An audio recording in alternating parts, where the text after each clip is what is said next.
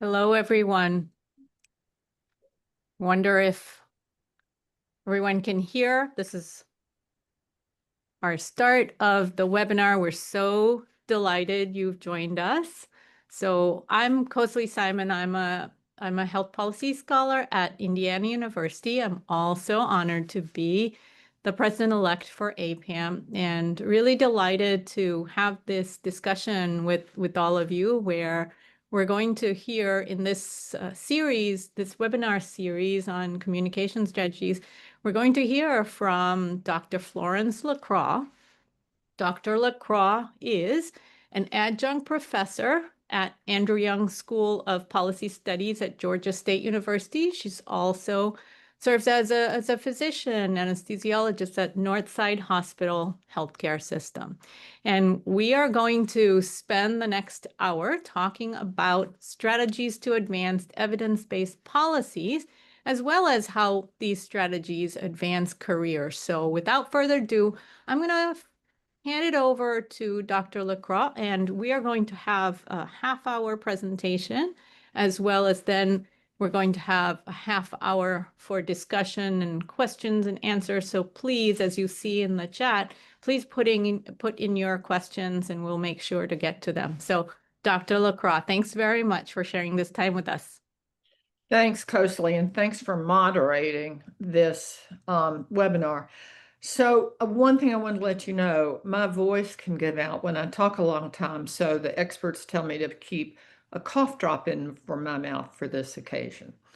So now, just to let you know a little bit more, I was a practicing anesthesiologist for over 35 years. And I come from a different world from most of you.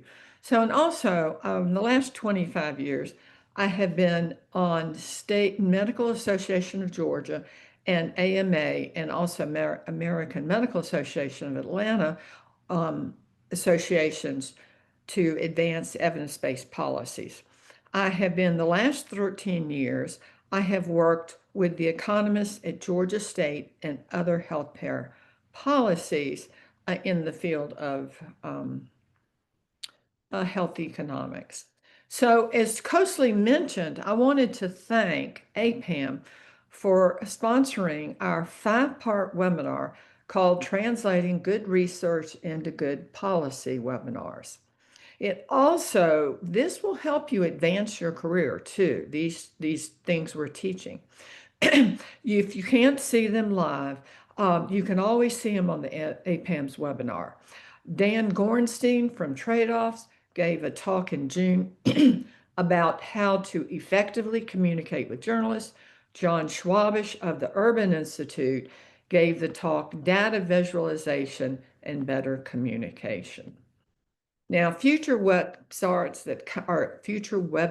that are coming up soon is Katie Peters from the Atlanta Fed is talking about how to speak so people will listen on October 9th, and John Schwabish will do another follow-up on his data visualization on October 21st. If you are preparing for a presentation for November's APPAM meeting, or you're preparing to give a seminar, or even if you are getting ready to do a job market interview, I strongly recommend you listen to Katie and John's webinars. I think of all the webinars, these are the ones that will help you the most. So, for advancing evidence-based healthcare policies and your career, this is like going to war. Now, this is not a war such as the war between Ukraine and Russia, or even an election. In this war, you're trying to get your opponent to join your team, and then you're wanting him to recruit his teammates to join your team. And I consider opponent someone who's against the policy that we're advocating for. And I even consider that it's someone who you want to work with or want to be a co-author on a study, because you're trying to persuade them to work with you. I mean, that is extremely important. So, okay. So the Great Courses offers many college courses taught by some of the best college professors in the country. This is from their website on a course they teach called Art of War. It was written by Sun Tzu in the 3rd century BCE. It is taught in military colleges all over the world today. We have had to use several of his military strategies that he advised. We have done flanking maneuvers, we've recruited spies, and we've also chosen a good battle site. Now, there's 2 parts to this talk. One is how to educate policymakers on a policy, an evidence-based policy, and the other is how to advocate for it.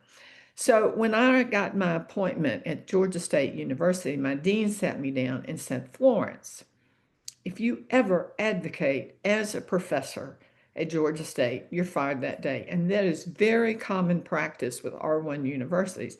But she did say that I can advocate as an individual. So when I had to present at the Georgia House Study Committee on a bill they were considering passing, I first thought I was speaking in my role as a professor at Georgia State, and I was giving them the evidence, the research on that policy. But then I switched goals. I said, now I'm speaking in my role as a physician, and then I advocated for that bill. Like, if you have any questions on what you can and cannot say, talk to your institution. Now, I am going to talk about my real life experiences, about how I advanced my career with this healthcare policy program called Candor, and how I advanced it with my teammates at the local hospital level, state legislative level, National Association of Medical level, and now in 2023, CMS. So these are world life experiences. So, and I should back up and say that Candor, the program, is a patient safety, malpractice reform, and healthcare professional wellness program. Okay, and they designed this program because the previous way that we've been using for decades to resolve malpractice cases is horrible for everything. So the previous program is our attorneys tell us that whenever our patients have an adverse outcome, especially if we have a medical error, we don't talk to the patients, their families, we don't talk to our physician colleagues, and we don't even talk to our hospital leaders. And that's horrible for the patients and families, obviously, but it's also horrible for future patients because now I cannot tell my hospital leaders, oh, I made this mistake, I picked the wrong drug. And they cannot review it and see what happened and see if they need to fix me, my problems, or oftentimes 80% is the system error. So the error keeps repeating and hurting future patients. Candor's just the opposite. In Candor, the hospital says, I have to tell the truth when my patient suffers a bad outcome. And not only that, but the hospital requires their whole medical staff to report any medical error they witness, and they report it anonymously. Then we have a team investigate the adverse outcome to see if it was due to a known complication or a medical error. Then we tell the patients what happened. If it was a medical error, then we apologize, tell what we're going to do so it doesn't happen again to future patients, and offer compensation. And also, we have a peer support group because physicians and nurses, we're devastated when we make a medical error and we hurt and even kill our patients. So that's Candor. Now, so how did we advance it? So the way we advanced it is research has shown by diffusion of innovation scientists that the methods we used were the most expeditious way to get an innovation widely adopted. So the DOI scientists say there are 5 steps to widespread adoption of the innovation that is much more rapid than other methods. Number one, they tell us, is that you have to find out what are the goals and concerns of each stakeholder group impacted by the policy. Now, you know, our Colorado and Iowa leaders wanted to pass a bill to make it easier for our hospitals and physicians to use candor and not use deny, delay, and defend, which was the previous one I was describing. So, and what did they want? And then we also needed plaintiffs' attorneys and patient support, need physicians and hospital leaders. So they all wanted to improve a medical liability reform. They all wanted improved patient care. And so after that, though, no more shared goals. Physicians, hospitals wanted to be sued less and paid less in malpractice premium. Plaintiff attorneys and plaintiffs wanted to be told what happened, be compensated if a medical error caused injury, and also they wanted less time to settle a case. So we have to focus, the DOI scientists say you have to focus your message on the concerns of each specific group. Now we told all of them, we showed studies showing it improved patient safety. For physicians and hospital leaders, we gave them the research. This is an evidence-based program, and we gave them the research showing that they were sued less and there was lower defense costs than deny, delay, and defend. For attorneys and patients, we showed them work studies that, yes, we tell them the truth. We tell them the whole truth. And we offer compensation if there is a medical error that caused injury and less time to close a case, to settle the case. Now, identifying the DOI's scientist's third step, which is identifying a peer opinion leader who will champion it to his peers, is the hardest step for almost everyone. The classic example of this that they give is in the 1930s. The federal government wanted the Iowa farmers to use a new and improved corn seed. And so they went and talked to the Iowa farmers, and the farmers just blew them off. They said, you feds don't know nothing about growing corn. You know, why? And they just wouldn't listen. So the feds went back to the drawing board. Then they went and identified a leader in each farming community and persuaded them, talked them into why this was such a good corn. And then they sent them off to their peers and to do it. And because their peers trusted the leader in their farming community. They do not trust the federal government. So that is very important. And that was the hardest step. And this is where the military strategies that Sun Tzu came in to really help. Like for instance, there was a group that, you know, was very much against candor. So we picked a good battle site. We picked a nice restaurant with fine dining, great wine. We got together and we chatted about got to know each other. And then we all complained about deny and defend. And then we go, oh, well, there is this new program called Candor. And then we showed them the data and studies on it. That made them very interested. Another time, the person who was leading a stakeholder group was opposed to it, and he told us why. And, you know, we showed him that, no, the studies show the opposite, but he still opposed it. And so we had to find out what his real concern. So we recruited a spy in his group and got him to find out from the guy what his real concern was. And then he reported back to us, and that helped. The third time is we had an opinion leader, one of their leaders, adamantly opposed. They hated our guts, didn't trust us, thought we were crap. So we had this expert tell us do a flanking maneuver. So we went over his head and got another more senior leader to be the one to champion the cause to his peers. Now, do not read the text on this. This is just to show you a format, the format that you'll have to use. We call this the elevator document piece. So you have to help the champions to communicate with their peers. They're not the experts, you are. So the first thing we give them is this simple, easy to read thing, 10th grade reading level, bullet points, simple sentences, why candor, which I mentioned in the first, one of the earlier slides, and because I explained what the candor program is.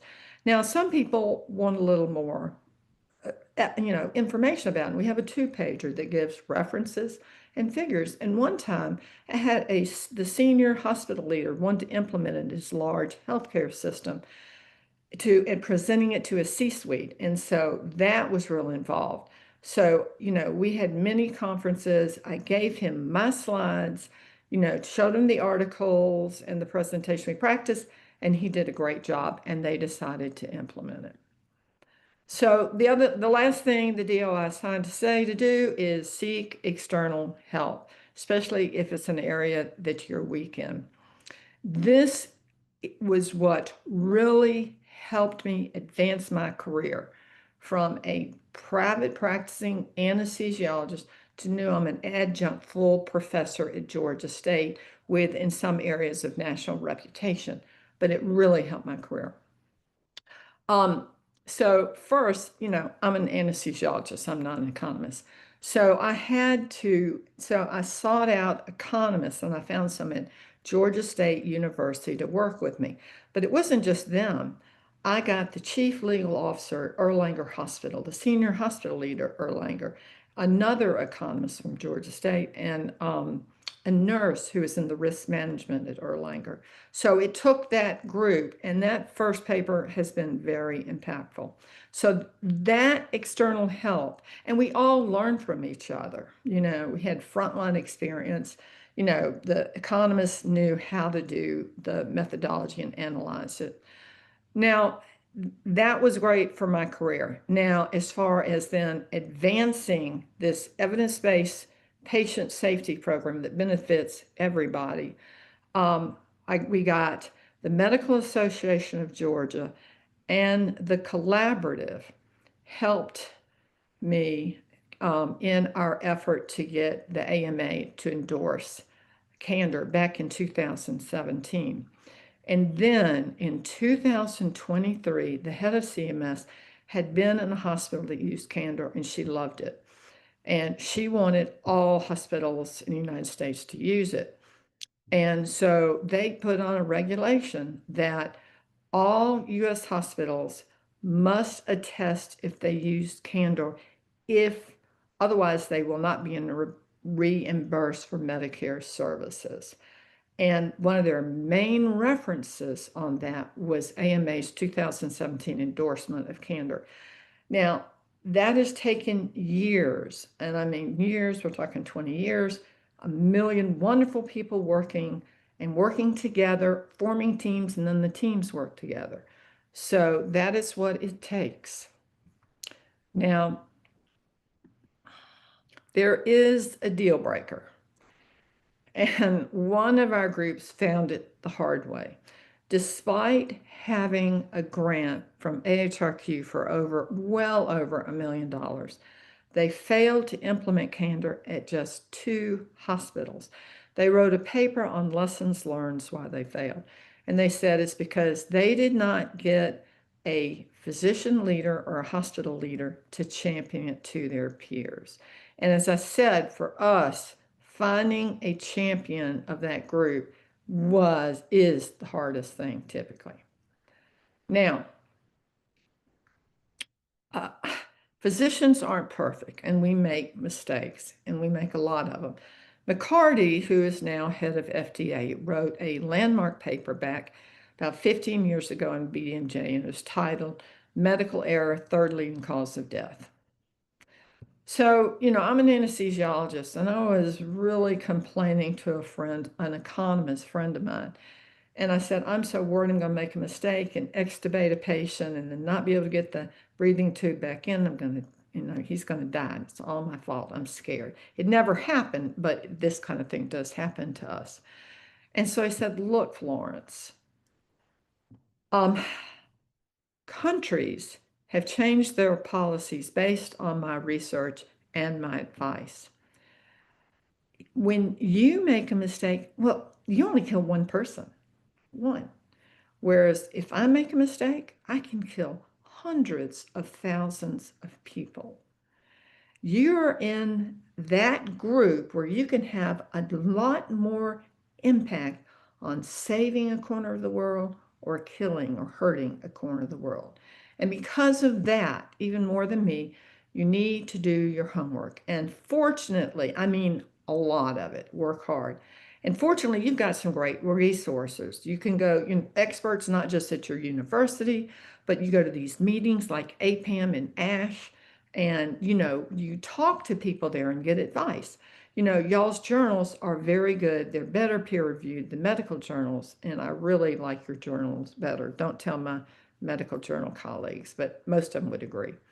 And the other thing is, you present as much as you can, and it's great because people will comment on them, critique them, and they'll tell me, well, you forgot this. What about this sample size? You need a larger one, or XYZ.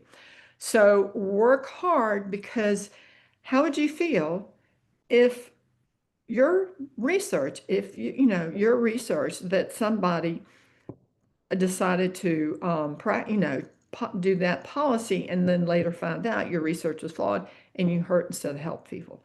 So this is extremely important. Okay, now we're going to the granular level. Personal strategies. You have to know your strengths and weaknesses. This will help you, you know, compensate for your weaknesses. So number one is, um, um, I'm a good salesman. Come from a long line. My dad says there's a problem with that. And my dad said that he's such a good salesman that people invest in ideas that he and his colleagues lose a lot of money. Fortunately, Dad loses the most, so he's never been accused of a Ponzi scheme. I'm not a good writer. I've got friends, my colleagues, who help me revise the paper. Number three is I am a good team player. More on that later.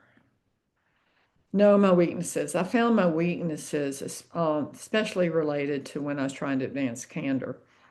Um, I do have a good knowledge base, in medicine, but it's terrible in economics. And I've learned in the last 13 years a lot. But I would never do a research study without somebody who's a great methodologist and econometrics or something. Number two is my slides. I'm not that good at slides. And so I don't have time to really get good. So Michelle Murakami at Vanderbilt revises my slides. She did those. And also, I was not a good speaker, public speaker. And one of my areas of expertise is healthcare burnout. And so during the pandemic, we had this big webinar series on it that ended up, my talk was viewed by 15,000 people. But the organizers were worried because they'd heard me talk, and they suggested I get a couple of sessions with Mimi Bliss, who's a personal communication person. Tom, my husband, who's an economist, was so impressed with her that now the Department of Economics offers 2 individual sessions with Mimi for every graduate student going on the workforce, who's interviewing, doing a job interview. This has been going on 8 years. The students are telling us they think they got some better jobs because of Mimi. So, look at that. I think I am running out of time, so I'm going to forget. Just if you know somebody that you're working with and they know them, it's good to say, like for me, Jerry Hickson in Certain World Medicine, who's chairman of the Institute of Healthcare, he's been one of my mentors. And Bill Sage, who in the health policy world, especially legal, has been a mentor for me. So I work with them. Now, briefly, and this Coastly is really going to go into this, you need to know your audience. Shakespeare said, all the world's a stage, men and women merely players. What does your audience care about? That'll determine your script. What is their reading level that determines what you say, and also what's the environment. And that determines body language, if you do jokes or if you're more solemn. Raphael Bostwick told me that when he became president of Atlanta Fed, they took him through a communication program.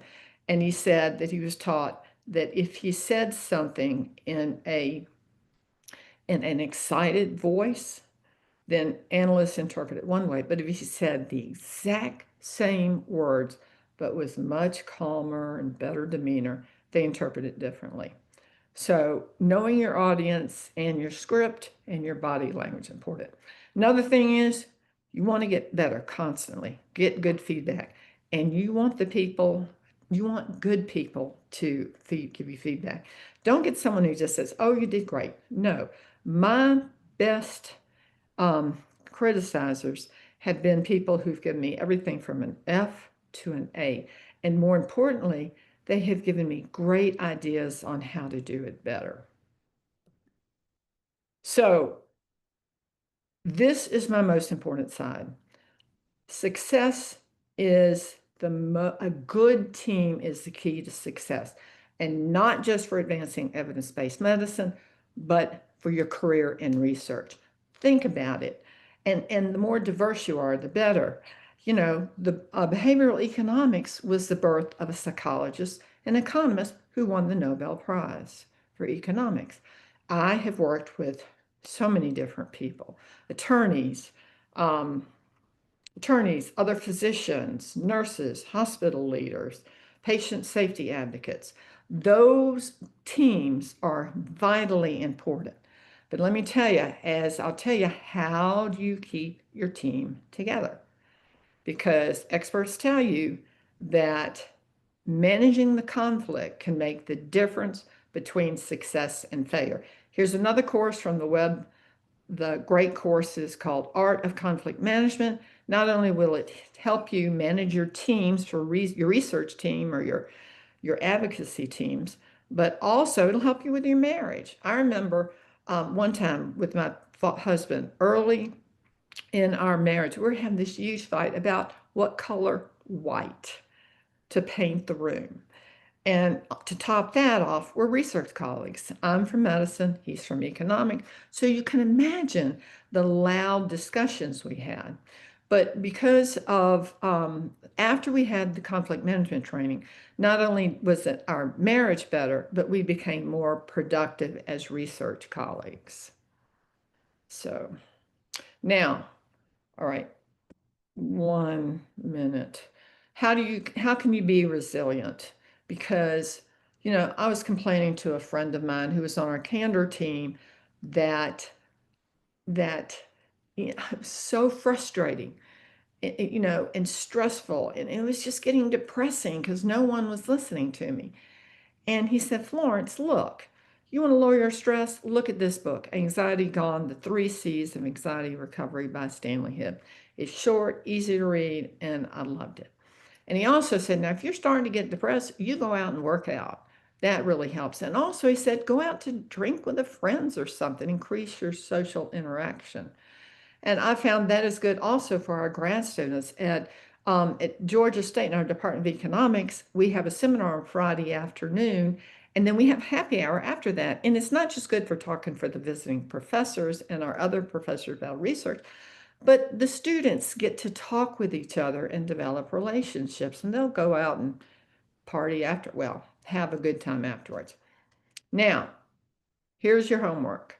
This is the homework I have given during mentoring sessions to my graduate students and early career students.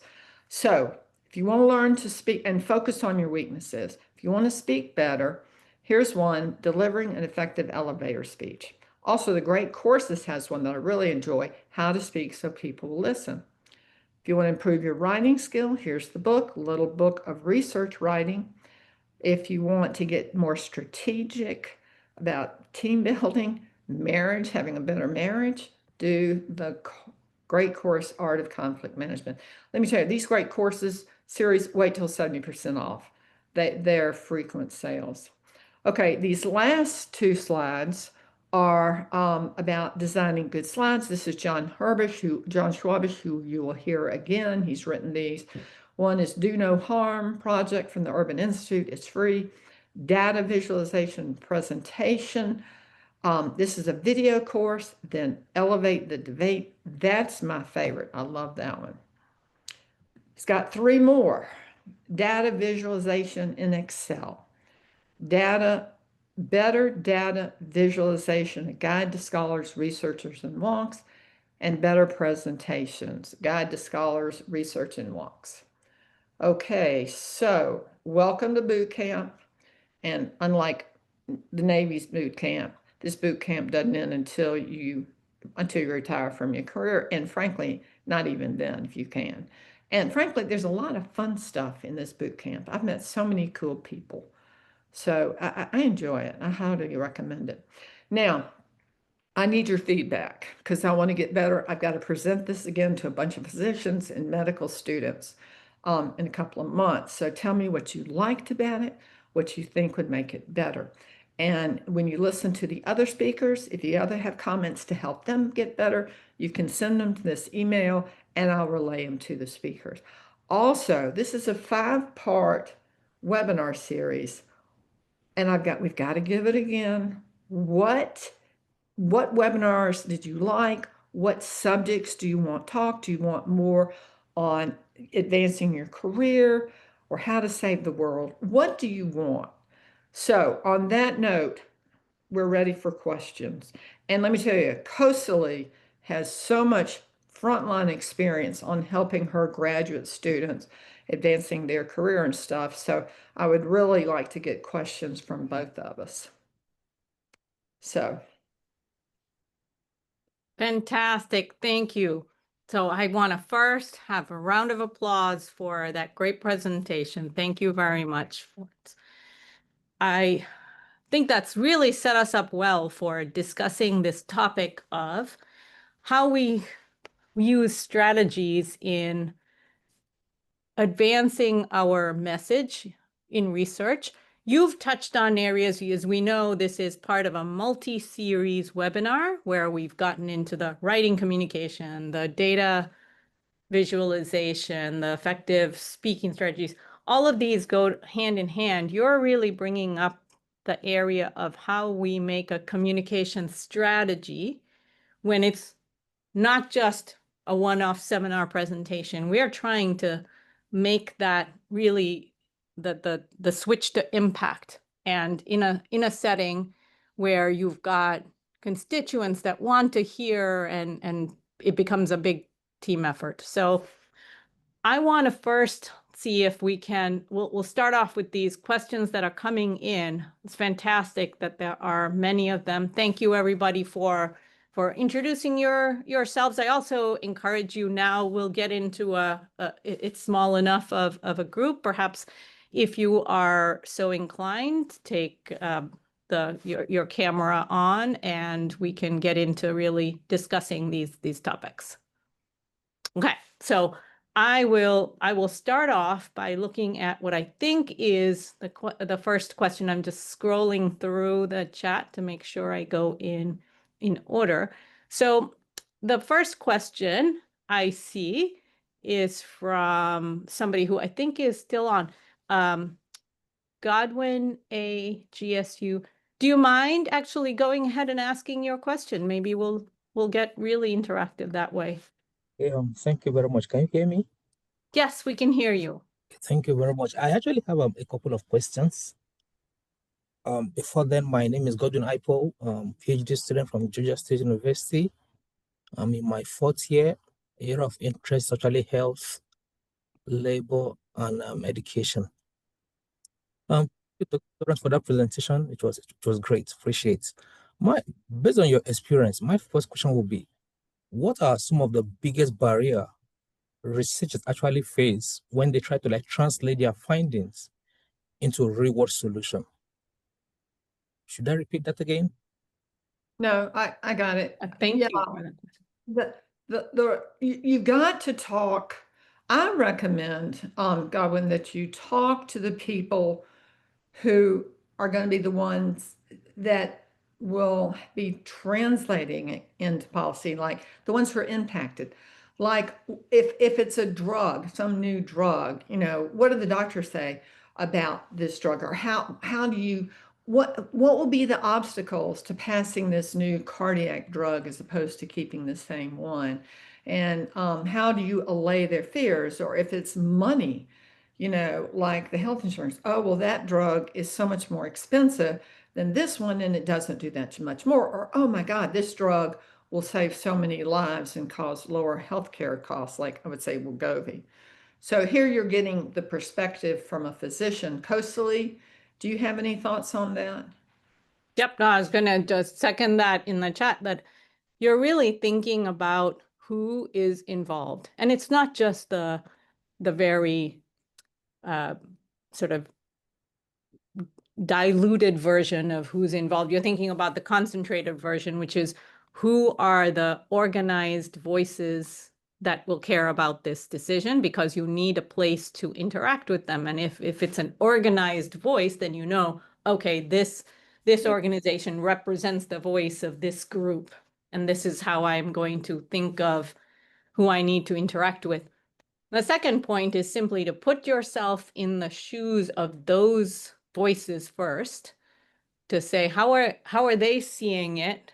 What is the way I'm going to answer questions that they have? And you build that into your messaging. You anticipate what the recipient of the messaging you're going to disseminate wants to hear in how you are describing the pros and cons of your approach, or what is the question you're addressing. I think we can get into maybe examples people might have in the audience of ones they want to talk about. What sort of policies you can think of, as Dr. LeCraw mentioned, thinking about anything that's a policy that changes drug coverage of insurance, or a change in designation of a medication. Yeah, and I will say that's a very good, she raises a very good point. So I'm in Atlanta, and we're having trouble with skyrocketing housing costs and a higher unhoused population. So I work with House ATL, Abundant House Atlanta, MARTA, and other groups, Medical Association Atlanta, and we're combining groups and we're talking to our legislators. Some of us are even getting in to our Atlanta City Council elections are coming up, and we're having forums who certain groups can endorse. So it's that group effort, and we're all going, well, wait, that's evidence-based medicine. No, like written controls really aren't good for this population. They might be good for this.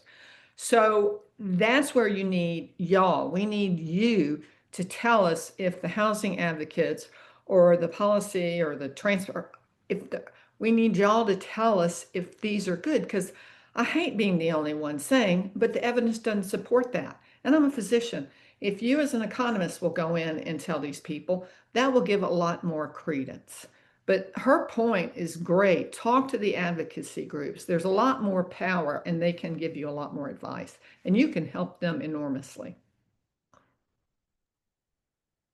We can also talk about, for the different stages of careers, different ways you are engaged as a researcher, what are the audiences that are the ones to whom you're communicating the most. So if you are a PhD student on the job market, the audience to whom you want to communicate is different than if you are a seasoned scholar who has already a position in an organization where you know that your audience is, let's say, speaking to policymakers and the groups that influence them. Or if you are a lecturer and your primary role is teaching, your audience is your students, right? So I think what Dr. LeCraw has given us are some strategies that we can adapt to whoever your audience is, but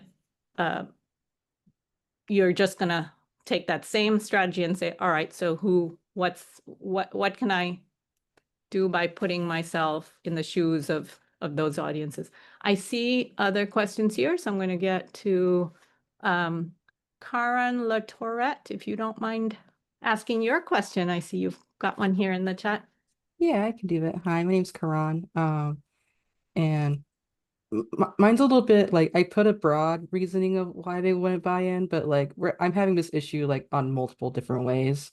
So my question was like, how do you build external help cross sector and establish credibility with audiences that are unsure of the buy-in because of your organization's focus? And also like just like the fear of advocating for something that like would like push like against their norms. Like every year we have an advocacy day on the Hill, and a lot of people are like, yes, that's great, I love the idea. We can't make it, like we're scared of being up there. And additionally, like there's just like that bandwidth issue where like it's like, oh, I can see like how this cross sector would really help us, but we are so full on our plates on like our own things in our own movement. Yeah. And I say I've gotten hit with that. And like, it drives me nuts because I'm patient safety and we have a patient safety advocacy day at the Capitol. And I hate it because, we have to get approval from a university. It sounds like we're advocating. And no, I am educating them on the research. So it's very important that you talk with your group and tell them you're not going to advocate if you're at R1 or someone who doesn't like it, but you say, this is what I'm going to say. I'm not even, and if they don't want you to say, even like my guys will let me say, as an individual advocate, if they say that's not, we need you to educate because our patient safety people, they're not economists. They don't know the data like you do. And you need also talk to them. And it may be that that person is a better communicator and you prep them. You show them the research. So that's one way to do it. And you show your credibility because you have the papers. You give the one line. That's my thought. Coasley, any other suggestion? Because that's been a problem I had with that group in particular. So, Coasley? Yes, I think that it is a tough situation when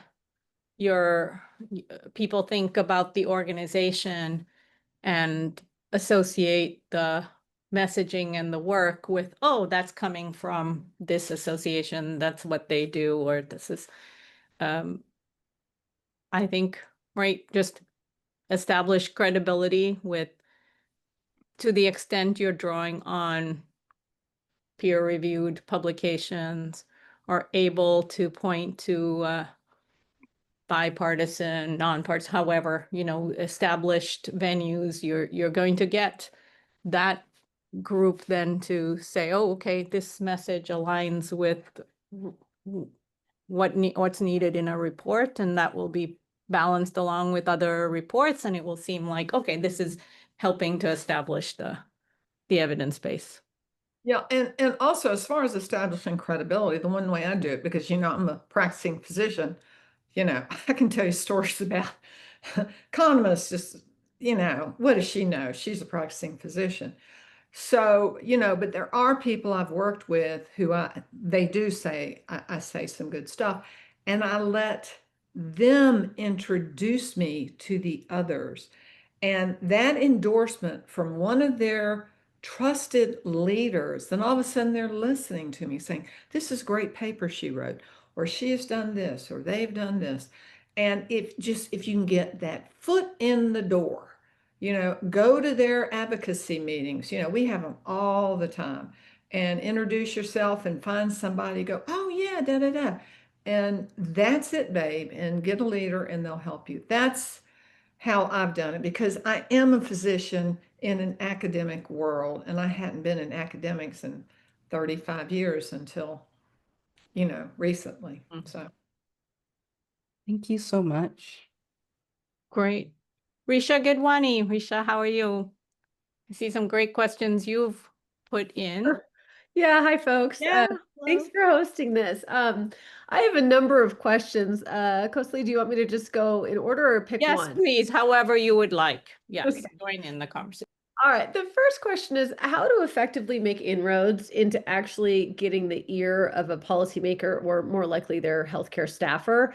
I'm at RAND. If I'm at RAND, I can speak to policymakers, but there is no advocacy. If I go as an individual, then I have an opportunity to engage more in advocacy, but it's a lot harder to get anyone's ear, really. So just what are some practical solutions for actually being able to reach out and make effective contact at first?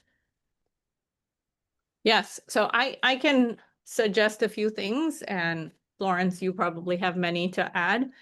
I think about the events at which topics will be discussed, and particularly if it's a federal policy, then events in Washington, D.C. But if it's more state or local, then thinking about where it is some convening will happen.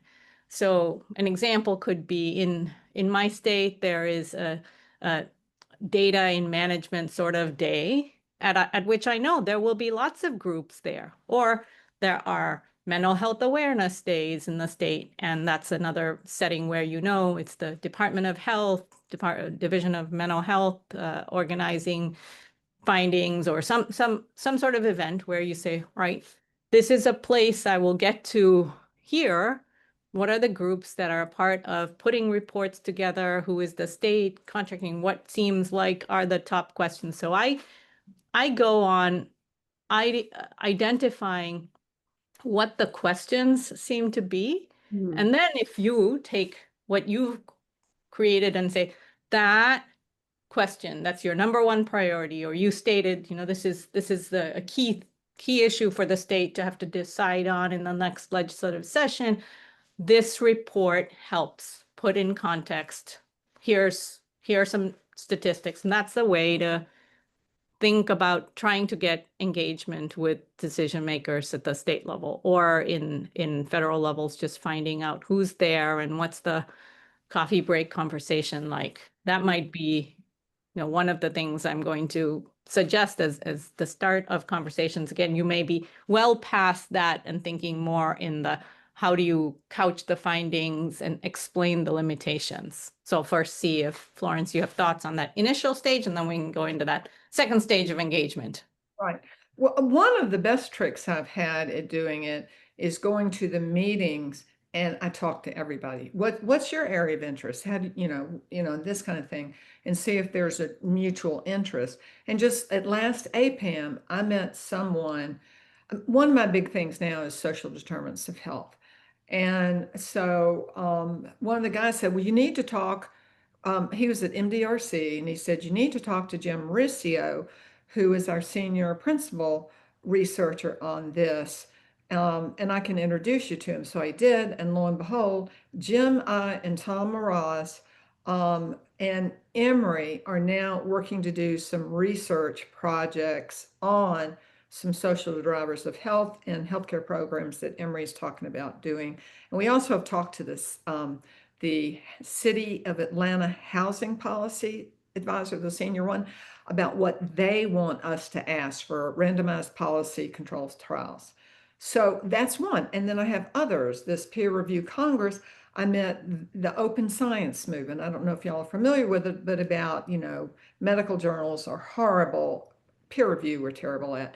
And we do not publish replication papers except rarely. And so I met the leaders of the open science movement there, and I got to relationship and all this stuff. And then the Congress was trying to form NIH well before Trump got elected. And because I had 3 hotshots and me, we met with the author of the Senator Cassidy's white paper on NIH reform and told them some of our suggestions and everything. And also talked with the people of the white paper on the House side. So, and I've talked to some NIH people, but it's, there's other ways I've done it, but I think the meetings, but you've got to just go up to a stranger and talk to them. And first you say, what do you do? You don't say, well, I'm da da da da da. Tell them what you do. And then you kind of see if there's some common interest. We call them elevator speeches. At our workshops, we have you practice an elevator speech. So that's my thought. That's what's worked for me. There's a million other ways. That's very helpful. Thank you. Risha, I see you in your second question, perhaps about the line between where is education, where is advocacy. Yeah. I've seen people take this in take different approaches. So one approach might be that you say, okay, my role as an educator is to make sure people understand the topics they're going to be going into, with otherwise not a whole lot of or getting information from perspectives that have a clear direction they want your thinking to go. So you might say, all right, I have an opportunity to be an educator that is seen as unbiased, as in only wanting to say, let me explain what this topic is, and stay totally neutral. So an example of that might be talking to the press for background stories, right? So I think that is a very, very powerful way we can be influencing the debate in an extremely neutral way, where we are saying, okay, I want to talk, I want to, and very often news reporters reach out and they are really, really, are relying on us to call them back and engage in a conversation where they are sounding things out and say, okay, I hear about this topic, and it's really very unclear, maybe some issue, like, let's suppose lots of reporters are looking into marketplace premium subsidies, trying to understand those right now. And a conversation might be simply trying to explain that. How do subsidies work? What's the background? And then you're saying, okay, I'm hoping that when people understand this topic at a way that they're not just hearing from talk radio about, that they'll come to the right decisions, that they'll come to the informed decisions. You might want to stop there. Or I know that there are some who will say, I'm going to go to that next level and say, as you're saying, therefore this policy. But others where, as Florence discussed, we are sort of different societal cultures have been influencing us to say, the moment we start talking about a policy, that's putting on a different hat than if we're just saying, I want you to understand the topics so you can decide for yourself. I will tell you what the research evidence says, but I leave off this is what this vote for this policy instead of that policy. That part does not get said in some settings. And as you're saying, that's where the line is, I would think. And I will say, when you're advancing and you're successful about advancing evidence-based policy, you ain't getting any credit. This is not about you. This is why you're here, is to save your corner of the world. And just knowing that you've helped people, I think, is what it amounts to. It's an anesthesiologist, I don't get any credit. The surgeon gets it all, though I really saved the patient's life, of course. But the thing is, so like I have journalists call me quite a bit, and they're about things that I'm going, why are they calling me? And so I'm going, I'm not the expert on this. You need to talk to Jim Martin, who knows Medicaid in Georgia, or you need to talk to X, and I can tell you some basic things about this, but go to them. And also, the journalists get so mad at us, especially NBRE, because they say, you tell us about this policy, some study. Well, do you think we should do this policy? And they won't say anything. And I thought, well, why don't we just say, well, the research, the overreaching research right now is showing that people will benefit from it. So here I'm not saying I'm advocating, but you're stupid if you don't realize that I'm saying that. Is that a way for me to get around the fact that I really am saying it, but I'm not, Coasley, or anybody else thoughts on that? Because it's not fair to the journalist. And they call us all the time. Once you start getting known, your reputation gets out there. Coasley, anybody? What has been y'all's experience with journalists? Yeah, I'm interested in if anyone else has thoughts. I'd say that I think you're getting at an important point there, Florence, which is that you're talking about the concept of, let's say we're talking about what the let's suppose that there is a bill to increase taxes on cigarettes. Let me just pull an example of mainly past important, high importance on legislative agendas. If researchers say, I will, there's been a long literature, there's been a lot of research in which researchers go and look at the impact of past tobacco taxes on rates of smoking initiation, cessation, quantity smoked, attempts at cessation, whatever. And you summarize that. And if you are able to say the research consensus is this, and you're saying, well, it was found in a variety, it was a meta study, it was found in, no matter what you're talking about, teens or older adults, or it's really been robust and replicated in a number of outlets. And you can see that research organizations from this way to that way, all you mentioned all the places that have produced reports that come to that conclusion, that have sponsored consensus documents. And you would say National Academies had a panel on this and came up with a report. Brookings had a camp, all this. You don't have to go to the point of saying, and therefore I think the legislation that this governor is supporting right now is one way or the other. You've avoided bringing in politics because my sense is that there is a line there, especially when you're representing yourself as an academic associated with an institute, but you are helping us.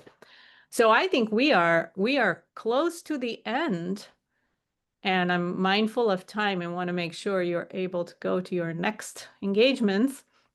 Does anybody have any final thoughts, comments? If not, Yes, I do. oh, okay. Yeah, Love I to want hear. to say thank you for the exposure. I think one of the key takeaways we have to do with beyond research, you should be like impact humanity with your research.